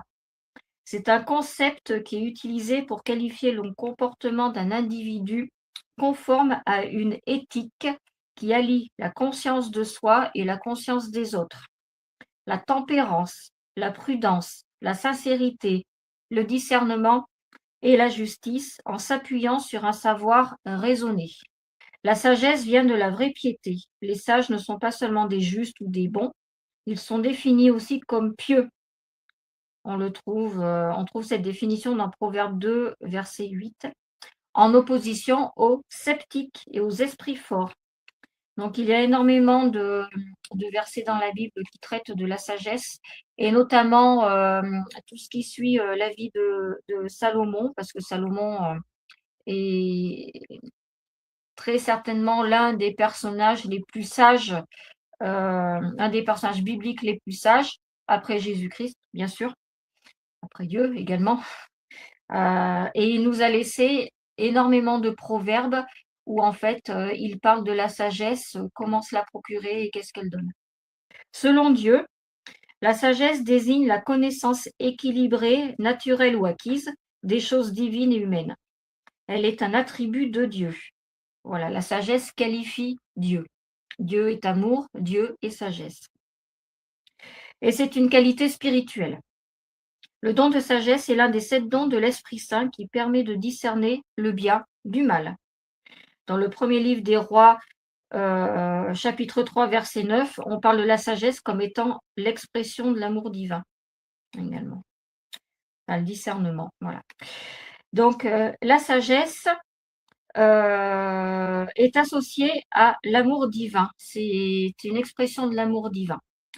Donc ça, je vais prendre plusieurs points que je vais énumérer tout de suite. Donc, la sagesse qui est une expression de l'amour divin, la sagesse qui est la science de l'intelligence de Dieu, la sagesse qui apporte gloire et richesse, la sagesse qui permet de garder notre cœur, la sagesse qui mène sur le chemin de la réussite, la sagesse pour faire face à toute crise, la sagesse qui nous apporte la distinction et la renommée. Et après, je reprendrai plusieurs points qui qui manifestent en fait la sagesse chez une personne. Comment on peut discerner que cette personne est dotée de la sagesse divine. Alors, donc je vais commencer par le premier point. Le premier point, donc la sagesse est une expression de l'amour divin. La sagesse est une forme de manifestation de l'amour de Dieu. On comprend cela au travers de sa pensée, de son intelligence, de sa créativité, de son imagination, de sa philosophie céleste et de sa culture du royaume. La démonstration de la sagesse manifeste l'amour de Dieu et s'exprime au travers du Saint-Esprit dans nos pensées et dans nos cœurs. Elle nous permet de contribuer au rayonnement de la culture, de la science et de la philosophie du royaume de Dieu. La sagesse a la capacité de nous protéger mentalement, psychologiquement et physiquement, à condition de savoir l'utiliser à bon escient. Toute connaissance, toute sagesse qui ne se fonde pas sur l'amour ne peut être bénéfique pour personne. Il faut donc considérer la sagesse avec le regard, la pensée et le cœur d'amour de Dieu. Ce cœur nous apporte la vie, qui est l'essence même de la nature de Dieu en nous. L'amour se manifeste par la perfection en toutes choses. En fait, le regard que Dieu a pour nous, c'est un regard de perfection et c'est un regard d'amour. L'amour, c'est voir l'autre et voir les choses dans toute leur perfection, même s'il y a des imperfections. Dans 1 Corinthiens, chapitre 13, verset 2, il est dit: si j'avais des prophéties, si je connaissais tous les secrets et si je possédais toute la connaissance, si j'avais même dans toute sa plénitude la foi jusqu'à transporter les montagnes, sans l'amour, je ne serais à rien. Donc on peut avoir énormément de choses, mais tant qu'on n'est pas doté de cet amour inconditionnel à l'image que Dieu aime, quoi, à l'image de l'amour de Dieu, finalement, la sagesse ne sert pas à bien grand-chose. Voilà. La base de tout don du Saint-Esprit, c'est l'amour. Faut reprendre à avoir en tête les fruits de l'esprit. Le premier fruit de l'esprit, c'est l'amour. L'amour étant la nature de Dieu, il est la base de toute chose et de tout don que Dieu nous accorde, y compris la sagesse divine. Donc c'est ce que je viens de dire. La base, c'est d'abord l'amour. La sagesse est la science de l'intelligence de Dieu. Alors nous voulons tout savoir de la sagesse car nous constatons tout au long de l'histoire et autour de nous que tous ceux qui ont de la sagesse ont une vie bien plus équilibrée. Ils ont une vie qui est saine, qui est harmonieuse, qui est calme, une vie de paix et ils sont épanouis. La sagesse est la science la plus élevée qu'aucun être humain ne peut donner ou enseigner à l'autre. On ne peut que la partager, en faire bénéficier de ses fruits pour amener les autres à se tourner vers Dieu et demander son aide, parce que la sagesse est un don de Dieu. Voilà, l'homme ne donne pas la sagesse à un autre, il en fait bénéficier de par des suggestions, des aides, des idées, des actions, mais en aucun cas il ne peut donner la sagesse à l'autre. C'est un don que Dieu donne, donc il faut le lui demander. Et après, on verra que la sagesse, en fait, elle se perfectionne, c'est un apprentissage finalement. Donc la sagesse vient de Dieu, il faut donc la lui demander chaque jour avec foi et assurance que nous la recevons, afin de pratiquer les bonnes œuvres et les actions sur terre. D'ailleurs, c'est par la sagesse que Dieu a créé le monde. J'ai dit tout à l'heure que la sagesse est l'essence de Dieu. Et Dieu a créé le monde en utilisant toute sa sagesse, ce qui lui a permis de créer un monde extraordinaire, avec des créatures, avec des beautés exceptionnelles, une esthétique, un design, une particularité qu'aucun être humain ne peut faire. Et par la sagesse, Dieu a été encore plus il a non seulement fait les choses à la perfection, mais il a été au-delà de la perfection. Et en fait, nous, notre conception, humaine de la perfection est toute petite, par rapport à la perfection qu'a atteint Dieu. D'ailleurs, tous les inventeurs, écrivains, les philosophes, les artistes, tous les scientifiques, dans n'importe quel domaine que ce soit, partent tous de ce qui existe déjà dans la nature afin de produire de nouvelles choses. Mais ces choses, en fait, elles ne sont pas nouvelles en création, ce sont des choses qui sont transformées, qui ont pour base ce que Dieu a déjà créé. L'homme n'a donc rien inventé, il n'a rien créé de nouveau, si ce n'est de prendre ce qui existe déjà pour le transformer. Sans une dose de sagesse, les activités créatrices, l'innovation de l'esprit ou de la pensée humaine deviennent néfastes et destructrices pour l'humanité. Et ça, c'est bien souvent qu'on le déplore, c'est que l'homme veut créer des choses. D'abord, il ne créera rien à l'égal de ce que Dieu a pu créer. Mais comme la plupart manquent de cette sagesse divine, ce qu'ils peuvent créer, détourner, transformer devient néfaste pour nos sociétés. La sagesse est une science au-dessus de toutes les sciences et de toutes les connaissances humaines réunies. La sagesse divine ouvre les portes au discernement et aux révélations de l'Esprit de Dieu en nous.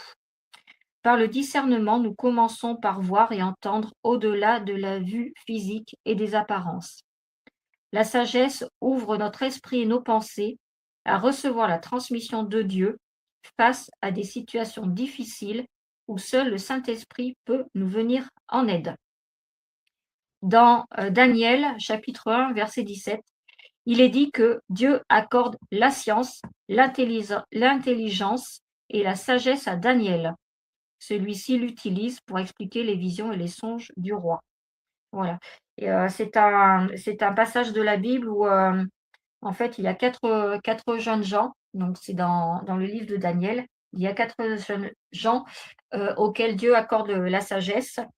Et ces 4 jeunes gens vont utiliser la sagesse que Dieu leur a donnée à la cour du roi, dont Daniel qui utilise cette sagesse pour pouvoir orienter le roi sur les visions et les rêves qu'il peut faire.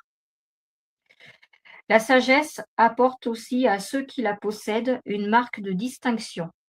Ces personnes font la différence dans le monde, se font remarquer, apportent des solutions aux problèmes difficiles. Donc je reprends l'exemple de Daniel, qui fait partie donc de ces 4 jeunes gens qui ont reçu la sagesse divine, et le roi les reconnaît comme étant au-dessus et bien plus sages que tous les savants et les sages de son royaume. Donc il le dit dans le livre de Daniel au chapitre 1, versets 19 à 20. Il trouve ces 4 jeunes garçons 10 fois plus sages que tous les savants du royaume. La sagesse apporte gloire et richesse. Donc on veut tous réussir, et d'ailleurs Dieu n'est pas contre le fait qu'on réussisse. En aucun cas il ne veut qu'on échoue, et il n'est pas non plus contre le fait de posséder des richesses. Ce qui compte pour lui, c'est de témoigner sa gloire au travers de ce qu'il nous donne. Mais on va comprendre que les richesses de Dieu ne sont pas les richesses de la conception humaine. Quand Dieu a créé l'homme, il l'a créé à son image et à sa ressemblance. Donc, ce qui confère à l'homme une partie de cette gloire. L'homme recherche cette gloire qu'il a perdue suite à la chute d'Adam et Ève. Dans Romains chapitre 3, verset 23, il est dit « Car tous ont péché et sont privés de la gloire de Dieu. » Donc le fait que Adam et Ève ont péché et ont été sortis du jardin d'Éden, ça leur a enlevé la gloire qu'ils avaient qui faisait partie de leur propre nature, de leur propre essence, puisque l'homme a été créé à l'image et à la ressemblance de Dieu. Le piège de nos jours, c'est de chercher cette gloire au mauvais endroit. Il faut donc comprendre que l'ennemi de notre âme ne peut pas nous donner la gloire, mis à part une gloire éphémère qui n'est pas notre but non plus. Les conséquences vont être néfastes, dangereuses, dramatiques d'aller chercher cette gloire là où il ne faut pas. On a l'exemple pour cela de la chute de l'homme. Eh oui. Euh, Adam et Ève ont goûté au fruit de la connaissance, pensant devenir à l'égal de Dieu, suite au mensonge de Satan. Et en fait, ce qui s'est passé, c'est qu'ils n'ont absolument pas eu de gloire. Ils n'ont pas du tout eu le même niveau que Dieu. Ils n'ont pas accédé à ce niveau-là, puisque Dieu les a punis en les sortant du jardin d'Éden, en les privant de cette gloire. Et puis, on connaît la suite, hein, puisque c'est sur terre que erre Satan. Donc, ils ont été privés finalement de tous les bienfaits que Dieu avait créés à la base pour eux. La gloire de Dieu, elle est éternelle. Voilà. Ce que Satan promet, je pense au pacte, par exemple, que des personnes signent avec le diable pour avoir gloire, richesse, etc. C'est très, très mauvais, c'est très dangereux pour eux, puisqu'en fait, ils ne se rendent pas compte, c'est que ce qu'ils vont avoir, ça va être éphémère, ça va être sur peut-être le temps de leur vie terrestre, voire une petite partie de leur vie terrestre, mais au bout du compte, ils ne gagneront pas la gloire de façon éternelle. Dans 1 Timothée chapitre 1 au verset 17, il est écrit: Au roi des siècles, immortel, invisible, seul Dieu, soit honneur et gloire au siècle des siècles. Amen.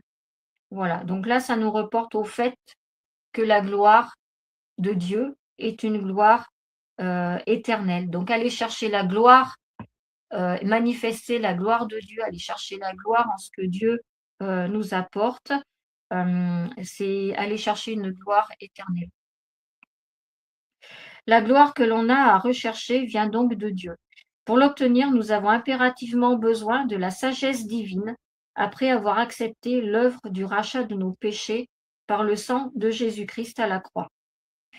Une fois cela compris, et que la gloire est acquise par la sagesse, nous pouvons alors vivre et manifester les richesses, les trésors, les fortunes, une vie remplie d'abondance spirituelle selon le plan parfait de Dieu pour chaque personne. C'est là, mon chéri, où je vais te demander de me prendre le Proverbe 8, versets 17 à 19. Yes. Et je lirai un autre après qui va éclairer ce que je viens de dire. Proverbe 8, 17 à 19. Alors, j'aime ceux qui m'aiment, et ceux qui me cherchent me trouvent. Avec moi sont la richesse et la gloire, les biens durables et la justice. Comme j'aime dire justice, justification. Mon fruit est meilleur que l'or pur, et mon produit est préférable à l'argent, ce qu'on appelle maman, effectivement. Et moi, je vais lire Agé, chapitre 2, versets 7 à 9, où il est écrit: Je mettrai toutes les nations étrangères sens dessus-dessous, leurs richesses afflueront ici, et je redonnerai au temple une grande splendeur, je vous le déclare. En effet, l'or et l'argent du monde entier m'appartiennent. Ainsi, la splendeur du nouveau temple surpassera celle du premier, et en ce lieu, je vous accorderai la paix. C'est moi, le Seigneur de l'univers, qui le promets. Donc ça, c'est un des grands projets de Dieu pour nous, c'est d'aller chercher sa gloire et de manifester la sagesse divine, voilà, d'avoir la sagesse divine qui nous fait faire de bonnes choses. Ça nous promet une vie remplie d'abondance, de fortune, d'abondance spirituelle. Et en fait, c'est le plan que Dieu a pour notre vie, chacun d'entre nous. Après, de façon différente, parce qu'on n'a pas tous le même plan, on a tous des plans différents, mais le but ultime, en fait, c'est ça, c'est notre bonheur selon Dieu de façon éternelle. Donc, grâce à la sagesse, nous pouvons prendre soin de tous les trésors et les richesses que Dieu nous confie pour son royaume. Le but, c'est de faire la volonté de Dieu en rendant la vie meilleure pour les hommes créés à son image. On a l'exemple dans la Bible de Salomon. Salomon, je vais en parler un petit peu plus que d'autres personnages, je pense, parce que c'est un modèle en termes de sagesse et d'acceptation de la sagesse divine, puisque déjà il l'a demandé. Il a compris que sans la sagesse divine, en fait, il ne pourrait pas faire grand-chose suite à la succession de son père. Et donc, il nous a laissé. Pardon? Je l'ai compris aussi. Je te fais une petite parenthèse. Je te disais hier soir, mais sans Dieu, mais on est perdu, on est foutu en fait. Ouais, tout à fait. Et donc Salomon, ce que je disais tout à l'heure, il a énormément. Alors, à l'image de David qui a écrit beaucoup de cantiques, de louanges, Salomon, lui, a écrit beaucoup de proverbes. La plupart des proverbes qui sont donc dans le livre des proverbes sont de la main de Salomon. Et quasiment tous les proverbes parlent de la sagesse. Voilà. Donc c'est vraiment un don de Dieu qui l'a impacté, qui aura impacté toute sa vie depuis le temps où en fait, il a succédé à son père jusqu'à la fin de sa vie. Alors ça, on le voit dans Roi 3, donc le chapitre 3 des Rois, au verset 10 à 13. Si tu veux, mon chéri, le chercher, tu vas me le lire après. Je vais juste faire l'explication vite fait donc de ces versets. En fait, Salomon, donc David, son père est mort, donc Salomon, c'est lui qui succède à David, son père. Et quand Salomon succède à David, Dieu lui demande ce qu'il veut. Dieu a tout, on vient de le voir tout à l'heure, et toutes les richesses, l'or lui appartiennent, donc Salomon peut lui demander tout ce qu'il veut. Mais en fait, Salomon ne lui demande qu'une chose à Dieu, il lui demande la sagesse divine. Voilà. Et en fait, il a très bien compris qu'en ayant la sagesse divine, il demande l'intelligence et par là, c'est, on va dire, la porte ouverte à ce que Dieu lui accorde encore bien plus que cela. Donc si tu l'as, mon chéri, je te laisse le lire. Roi 3, 10 à 13. Donc un roi, hein, on est d'accord. Oui. Un roi 3, 10. Ok. Cette demande de Salomon plut au Seigneur. Et Dieu lui dit, puisque c'est là ce que tu demandes, puisque tu ne demandes pour toi ni une longue vie, ni les richesses, ni la mort de tes ennemis, et que tu demandes de l'intelligence pour exercer la justice.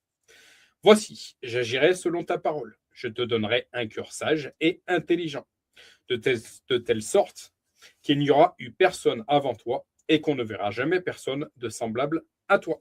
Je te donnerai en outre ce que tu n'as pas demandé, des richesses et de la gloire, de telle sorte qu'il n'y aura pendant toute ta vie aucun roi qui soit ton pareil. En fait, je fais une parenthèse, ma chérie, je ne sais pas si tu as vu si tu as fait si tu as discerné ça en fait dans ce passage biblique. Donc, il ne demande ni la richesse, ni la gloire, ni quoi que ce soit, mais l'intelligence. En fait, Dieu lui donne l'intelligence, donc priorité.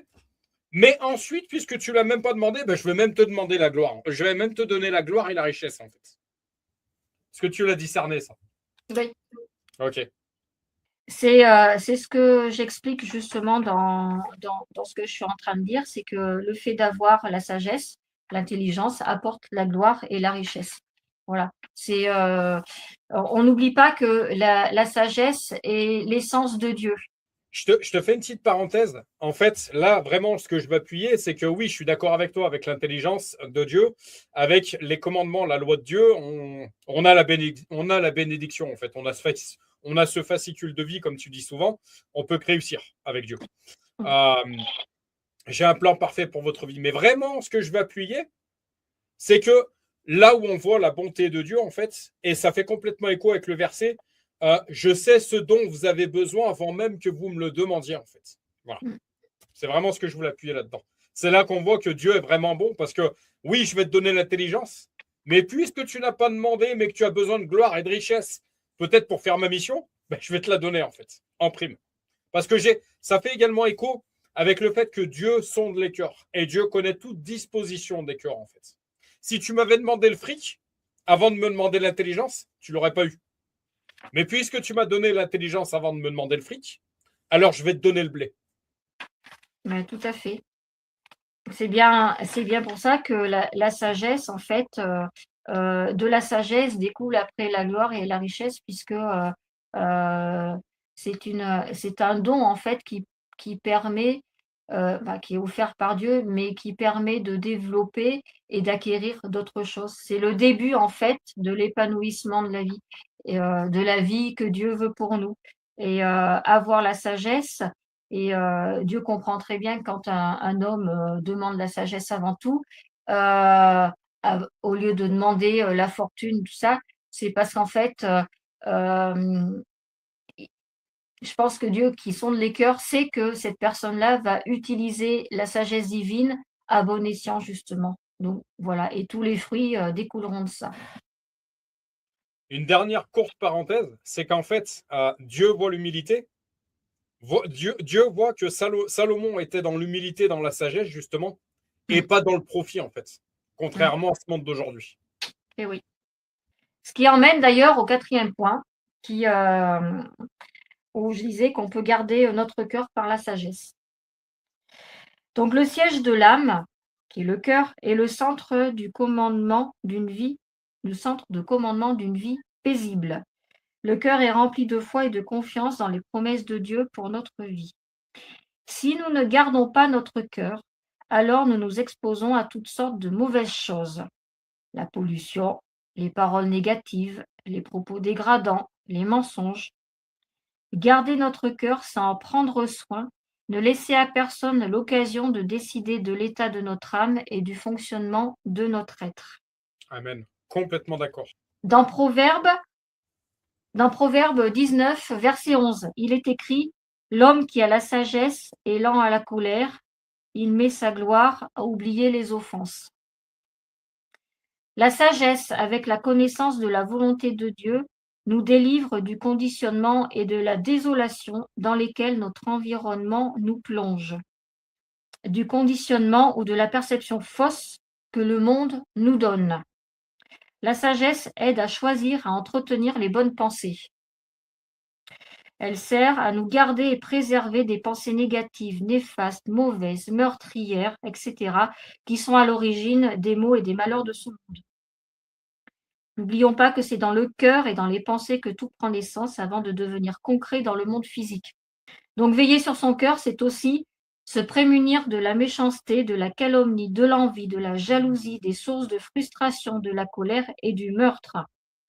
Dans Matthieu chapitre 15, verset 19, il est écrit « Car c'est du cœur que viennent les mauvaises pensées et les meurtres, etc. etc. » Je n'ai pas noté tout le verset, mais voilà, c'est l'idée.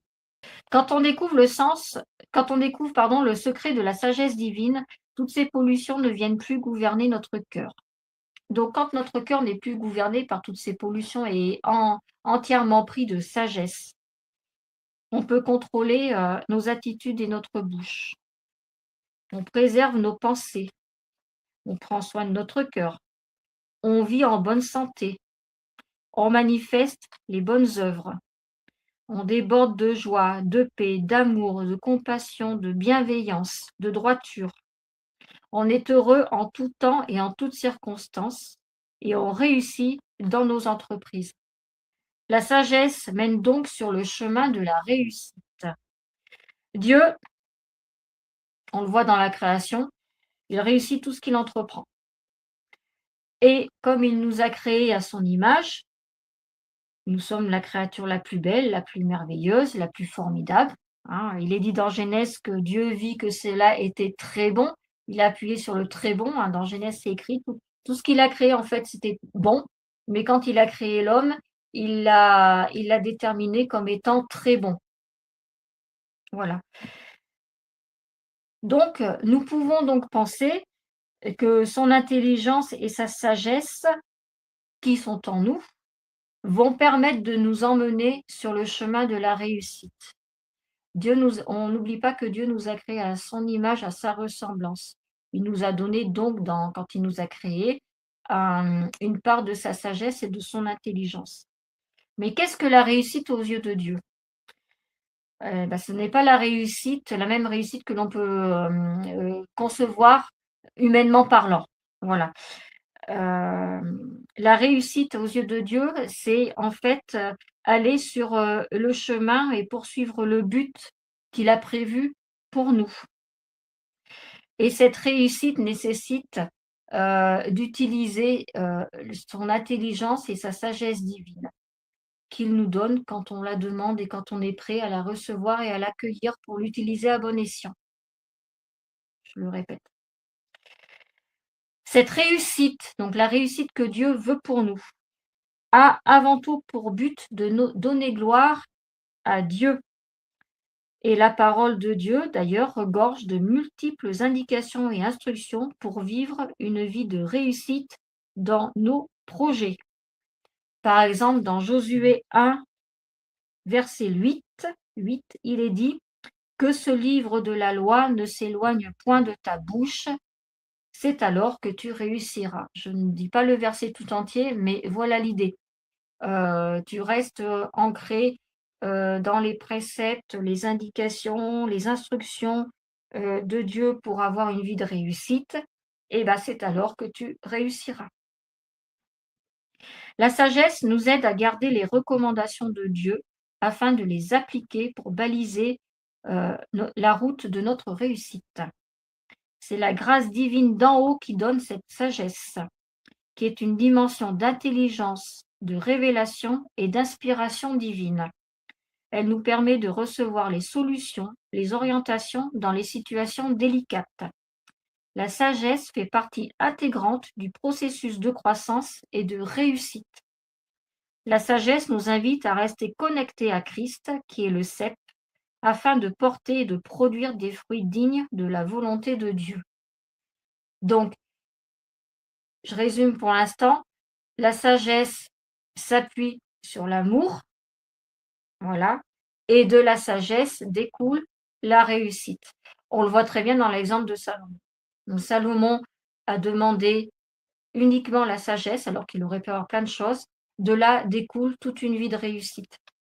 La sagesse peut être utile pour faire face à toute crise. Tiens, non, on va parler un petit peu plus contemporainement là. Dans notre monde, nous rencontrons des situations difficiles, des moments de crise et des changements profonds. En période de crise, l'homme se découvre lui-même face à ses ressources internes, ses fondations et ses valeurs. Cela lui permet de surmonter les temps de crise. Qu'est-ce qu'une crise en soi-même? Une crise, c'est une période de test, c'est une période d'évaluation, c'est une période d'interrogation, c'est une période de questionnement. C'est un moment de changement et un moment d'opportunité qui va emmener vers des nouveautés, bien souvent. Par la foi, la sagesse, la confiance en Dieu, la paix intérieure, le courage, nous pouvons aller vers ce qui est meilleur. La sagesse permet de surmonter les crises. Elle agit efficacement pour obtenir des victoires parce que l'Esprit de Dieu nous enseigne dans ces moments-là. Et c'est l'Esprit de Dieu qui nous enseigne dans ces moments-là parce que le monde dans lequel nous vivons ne nous prépare pas à faire face aux crises. Bien au contraire, il nous habitue à la peur, aux futilités, aux propagandes de mauvaises nouvelles et cela nous éloigne de Dieu. Par manque de sagesse et de concentration, nous ne pouvons pas avoir de solution et nous ne pouvons pas apporter de solution. Nous devons donc refuser de nous laisser prendre en otage par les manipulations et la peur entretenue et véhiculée par ce monde. La volonté de Dieu pour nous est de prendre conscience, d'avoir cette sagesse afin de ne pas se laisser écraser, dominer, contaminer, paralyser ou manipuler par des pensées de peur. J'ai en tête ce verset qui me vient, ne vous mettez pas sous un joug nouveau. Dépendre de la parole et de la sagesse de Dieu nous permet de recevoir les directives pour agir efficacement pendant les moments de crise. Et donc la sagesse nous permet de prendre des décisions sages, des décisions utiles, des décisions inspirées. Ainsi, la paix de Dieu demeure avant tout et pour tout. Et d'ailleurs, euh, on peut comparer la paix de Dieu avec une espèce de baromètre qui juge de l'atmosphère de notre environnement. Si on se sent dans une paix, dans cette paix que Dieu nous offre, ce que j'appelle la paix de Dieu, ça veut dire qu'en fait, on n'est pas impacté par ces moments de crise. On a réussi finalement à ne pas se mettre sous un joug nouveau, à ne pas se laisser écraser par toutes les choses obscures qui traînent autour de nous. Et en fait, on a maintenu un environnement, une atmosphère de connexion avec Dieu qui va être propice pour nous faire avancer. Oui, donc en fait, c'est ce que je disais, la paix de Dieu, c'est comme un petit baromètre en fait qui, même pas un baromètre, mais un jalon qu'on ne doit pas lâcher des yeux et vers lequel on doit toujours tendre. C'est-à-dire, tu t'éloignes de la paix de Dieu, c'est qu'il y a quelque chose qui ne va pas. Donc, reviens un petit peu plus avec les Écritures, avec la parole, avec les aides et les conseils de Dieu pour trouver des solutions pour que tu retournes dans une atmosphère de paix. La sagesse apporte la distinction et la renommée. Alors, l'histoire de notre monde, mais également l'histoire biblique, est pleine de personnes qui ont marqué leur temps et des générations par leur grande sagesse et leur combat afin de construire un monde meilleur. On a deux exemples très parlants de notre histoire contemporaine, celle de Nelson Mandela et celle de Martin Luther King, par exemple. Je vous invite à aller rechercher leur biographie et leurs œuvres. Donc ce sont des personnes qui ne manquaient absolument pas de sagesse, qui étaient extrêmement connectées à Dieu et qui ont œuvré pour un monde meilleur. Dans la Bible, je vais revenir sur Salomon. Salomon a donc une sagesse qui dépasse tout et tous. Et grâce à la sagesse qu'il a demandé à Dieu, il obtient de plus en plus de distinctions et une renommée qui inspire et impressionne encore aujourd'hui. Est-ce que, mon chéri, tu peux prendre 1 Roi 4, versets 29 à 32? Yes. Dieu donna à Salomon de la sagesse, une très grande intelligence et des connaissances multipliées, comme le sable qui est au bord de la mer. La sagesse de Salomon surpassait la sagesse de tous les fils de l'Orient et toute la sagesse des Égyptiens, donc Égyptiens, gens du monde. Il était plus sage qu'aucun homme, plus qu'Étan, les Zrachites, plus qu'Eman, Calcol et Darda, le fils de Macol, et sa renommée était répandue parmi toutes les nations d'alentour. Il a prononcé 3000 sentences et composé 1005 cantiques. Voilà. Ma chérie. Merci. Donc, par cette lecture des versets 29 à 32 de 1 Roi 4, nous voyons que donc la sagesse a fait toute la différence dans la vie de Salomon. Salomon était distingué parmi tous les rois, honoré, respecté de tous et de toutes les nations. Et d'ailleurs, aujourd'hui, il y a des restes, on va dire, de son œuvre, puisqu'on peut lire les proverbes dans la Bible. La composition des cantiques, enfin voilà, il a laissé une œuvre derrière lui dont on parle encore aujourd'hui et qu'on lit aujourd'hui, qu'on étudie aujourd'hui. L'excellence de la manifestation de la sagesse se trouve dans la vie de Jésus. Donc la vie de Jésus jusqu'à la croix est une démonstration de la sagesse divine incarnée en lui. Dans Luc 2, verset 52, il est dit que Jésus croissait en sagesse, en stature et en grâce devant Dieu et devant les hommes. Donc Salomon était un homme très très juste, mais le summum même de la sagesse divine, c'est Dieu incarné, donc c'est Jésus. Cette sagesse qui a accompagné tous les grands leaders est disponible pour nous, parce que la sagesse est universelle. Pour cela, il faut laisser l'Esprit de Dieu nous guider et nous instruire. par la méditation de la parole, en suivant les principes du royaume de Dieu, en mettant en pratique des actions et en gardant notre foi et notre confiance en Dieu. Oui, notre foi et notre confiance en Dieu, parce que la foi est le fondement, l'essence de la sagesse. Donc, la sagesse est universelle et elle est fondée sur les lois naturelles mises en place par Dieu. Si le monde était gouverné, un petit clin d'œil, mon chéri, à ce que tu viens de dire tout à l'heure, si le monde était gouverné par des personnes dotées de la sagesse divine, eh bien, il y aurait davantage de paix, de joie, de justice, d'amour, et les vies seraient libérées et épanouies dans le monde dans lequel nous sommes. Les attributs d'un homme sage. Alors, c'est un petit condensé finalement, enfin pas un condensé, mais une vision en fait de ce qu'est un homme quand il manifeste sa sagesse divine. Voilà. Il reste un quart d'heure. Alors, l'homme sage est honorable. Il sait honorer les autres. Il est humble. Il n'attire pas l'attention sur lui-même. Il est désintéressé, c'est-à-dire il pense plus aux autres qu'à lui-même. Il est pur. Il garde des motivations pures. Il est pacifique. Il est capable d'avoir des divergences d'opinion dans le respect. Il est doux, c'est-à-dire qu'il prend en compte les sentiments des autres avant d'agir. Il est miséricordieux, c'est-à-dire qu'il accorde une autre chance parce que de lui-même, il a bénéficié d'une autre chance. Il est impartial, il traite tout le monde de la même façon. Il est sincère, c'est-à-dire authentique. Pour obtenir la sagesse de Dieu, plusieurs choses à faire. Déjà, il faut avoir la crainte de Dieu. Il faut avoir un cœur aussi disposé au bien et à l'amour, et un cœur disposé à recevoir. Il faut demander à Dieu la révélation de la vérité pour sa vie. Il faut savoir écouter. Il faut savoir prendre du recul. Il faut aller chercher les suggestions des hommes pieux et les accepter. Il ne faut jamais cesser d'apprendre et de grandir. Il faut faire des choix judicieux. Il faut étudier la parole. Il faut apprendre à réfléchir. Il ne faut pas fonder sa vie sur les espoirs et les rêves des autres, car ça veut dire que l'on renonce à ses convictions et qu'on bâtit sa vie sur l'influence des autres. C'est dangereux parce que quand les gens changent, eh ben, les fondations s'effondrent.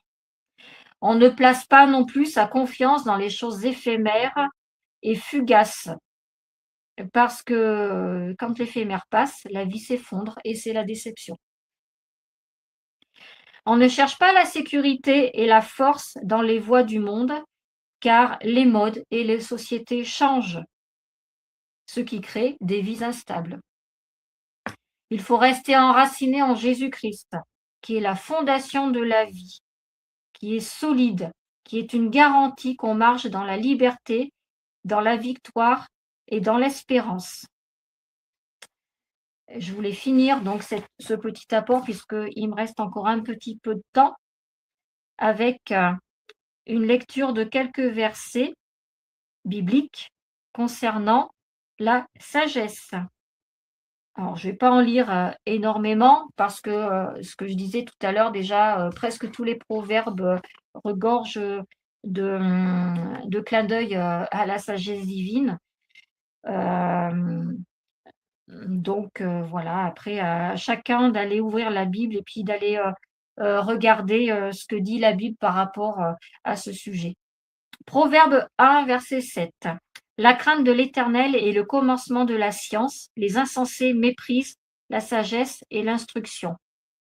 Ce sont tous des petits versets qui vont reprendre ce dont j'ai parlé tout à l'heure. Proverbe 2, 6. Car l'Éternel donne la sagesse. De sa bouche sortent la connaissance et l'intelligence. Proverbe 3, 13. Heureux l'homme qui a trouvé la sagesse et l'homme qui possède l'intelligence. Proverbe 9, verset 10. Le commencement de la sagesse, c'est la crainte de l'Éternel, et la science des saints, c'est l'intelligence. Proverbe 16, verset 16. Combien acquérir la sagesse vaut mieux que l'or? Combien acquérir l'intelligence est préférable à l'argent? clin d'œil à la réussite. Psaume 111, verset 10. La crainte de l'Éternel est le commencement de la sagesse. Tous ceux qui l'observent ont une raison saine. Sa gloire subsiste à jamais. Voilà, trouver la gloire éternelle dans la sagesse divine et la manifester. C'est pourquoi, Matthieu 7, verset 24. C'est pourquoi quiconque entend ces paroles que je dis, et les met en pratique, sera semblable à un homme prudent qui a bâti sa maison sur le roc. En clin d'œil au fait où on bâtit ses fondations sur Jésus-Christ et on manifeste sa gloire, ce qui donne une vie de réussite, une vie solide, une vie voilà, qui ne s'effondre pas. Jacques 3, verset 17. La sagesse d'en haut, donc la sagesse divine, est premièrement pure, ensuite pacifique, modérée, conciliante, pleine de miséricorde et de bons fruits, exempte de duplicité et d'hypocrisie. C'est un petit peu le portrait que j'ai dressé de l'homme sage et de ce qu'il manifeste. Quelques paroles de sagesse. Proverbe 3, verset 5. Confie-toi en l'Éternel de tout ton cœur et ne t'appuie pas sur ta sagesse. Là, il y a une distinction à faire entre ta sagesse, c'est-à-dire la sagesse selon le concept humain, et confie-toi en l'Éternel, c'est-à-dire aller rechercher la sagesse de Dieu. Proverbe 10, verset 8. Celui qui est sage de cœur reçoit les préceptes, mais celui qui est insensé des lèvres court à sa perte. Garder son cœur. Voilà, ce dont je dispensais également tout à l'heure dans l'enseignement que j'ai apporté, de savoir garder son cœur. Et de savoir garder sa bouche aussi. Tout à fait. D'ailleurs, Proverbe 13, verset 3 le dit, « Celui qui veille sur sa bouche garde son âme, celui qui ouvre de grandes lèvres court à sa perte. » Il y a encore énormément de versets, donc je vais m'arrêter là. Maintenant, à chacun, comme je disais à l'instant, d'aller voir, d'aller pêcher des informations un petit peu plus sur la sagesse divine, ce qu'elle est. J'encourage également, je refais cette petite publicité de télécharger la Bible YouVersion, la Bible expliquée, parce qu'il y a plusieurs plans de lecture. Je me suis inspirée de ces plans de lecture pour faire l'enseignement sur la sagesse. Il y a plusieurs plans de lecture et il y en a certains donc qui reprennent un petit peu ce que j'ai dit à propos de la sagesse. Et il y en a d'autres également. Comment acquérir la sagesse, comment la manifester, ça va un petit peu plus profondément dans les choses. Voilà. Donc après, bien évidemment, avant de se dire, ah bah oui, je voudrais avoir la sagesse, paf, clac, d'un claquement de doigts. Non, ça vient pas comme ça. On répète qu'il faut rester ancré en Jésus-Christ, ancré dans la parole, demander à Dieu ce qui est bien pour notre vie, tel que Salomon l'a fait. Il a très bien compris que le meilleur à demander, c'était demander la sagesse et l'intelligence que Dieu lui a accordé et qui lui a donné une vie bénie de réussite, d'entreprise, voilà, de plein de choses. Et donc de lire la Bible, parce que la Bible, oui, c'est non seulement la loi de Dieu, mais comme tu l'as rappelé tout à l'heure, c'est le mode d'emploi de notre vie qui nous permet d'aller réussir le plan que Dieu a prévu pour nous. Voilà. Bravo mon Esther, il te reste très exactement 5 minutes, un peu moins de 5 minutes pour faire la prière. Je t'en prie, feu à volonté. Bien, bah, Seigneur Jésus-Christ, merci pour donc ce live qui a été fait en 2 parties. J'ose croire, Seigneur, que ce que je viens d'enseigner sur la sagesse va impacter de nombreuses personnes et que celles-ci vont te la demander, Seigneur, la nourrir également, puisqu'il faut la nourrir, il faut la faire croître, la faire grandir, afin de pouvoir avoir les armes nécessaires pour vivre dans le monde dans lequel on est, qui n'est pas facile, mais également afin de pouvoir, tel que de grandes personnes de l'histoire ont pu faire, faire de ce que tu nous donnes, hem, hem, comment je vais dire? une façon, voilà, une façon, de rendre un monde meilleur, de construire quelque chose, de beau tel que tu l'avais prévu dès le départ. Donc Seigneur, vraiment viens nous, éclairer, viens nous, gorger, nous imprégner, nous inonder de ta sagesse et que celle-ci soit utilisée, à bon escient, avant tout pour les autres, et puis pour, notre propre vie, notre propre plan à chacun d'entre nous. Je te remercie Seigneur pour tous les bienfaits que tu nous as donnés, pour toutes les bonnes grâces que tu nous offres, hem, pour tout ce que tu as fait pour nous, pour, ce Père que tu es pour nous, qui est un Père, certes, qui nous rappelle à l'ordre, mais qui avant tout nous aime, nous entoure, nous encourage et et nous relève. Voilà, merci Seigneur, gloire à toi. Amen. Amen et Amen.